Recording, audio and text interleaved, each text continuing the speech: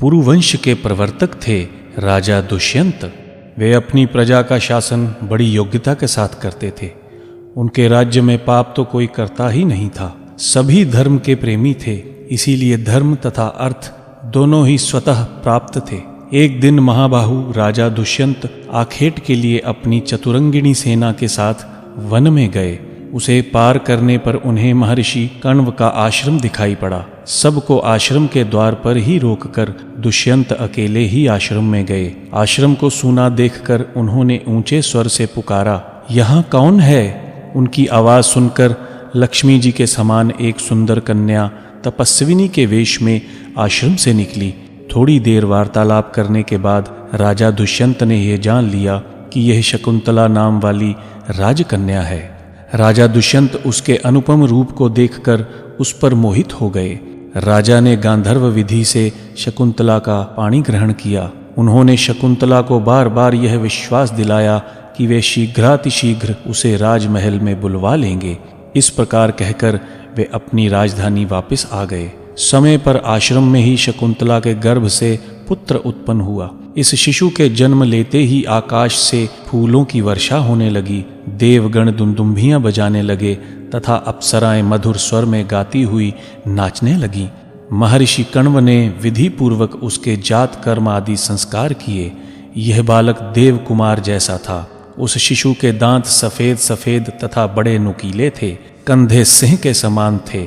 दोनों हाथों में चक्र का चिन्ह था तथा सिर बड़ा और ललाट ऊंचा था। नेत्र मनोहर, अलकें लुभावनी थीं तथा मुखमंडल पर अपूर्व तेज था। 6 वर्ष की अवस्था होते होते वह बालक अद्भुत से अद्भुत कार्य करने लगा। कभी तो वह वन के सिंह, बाघ आदि हिंसक पशुओं को पकड़ लाता तथा कुछ को पेड़ से बांध देता था।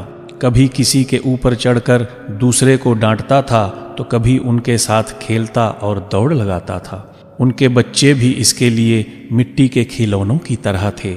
उनको बगल में दबाए हुए घूमता फिरता रहता था। जिन हिंसक पशुओं को देखकर बड़े बड़ों को पसीना आ जाता था, उनको यह नन्हा सा बालक भेड़ बकरी की तरह घुमाया फिराया करता था। इतना ही नहीं, आश्रम में राक्षस पिशाचों को भी पा जाने पर उन्हें बिना अस्त्र शस्त्र के मुक्के से ही मार मार कर भगा देता था। विशाल से विशाल दैत्य भी इस बालक का सामना ना कर पाते थे। एक दिन एक महाबलशाली दैत्य उस बालक के पास आया। वह अन्य दैत्यों की दुर्दशा को देखकर अत्यंत क्रोध से भरा था। छोटा सा बालक देखकर उसने इसे अपने हाथों में धर दबोचना चाहा, किंतु इसके पहले ही उसकी नीयत समझकर उस बालक ने बड़ी फुर्ती के साथ उसे पकड़ लिया। अब क्या था, दोनों एक दूसरे को मार डालने की चेष्टा में लग गए।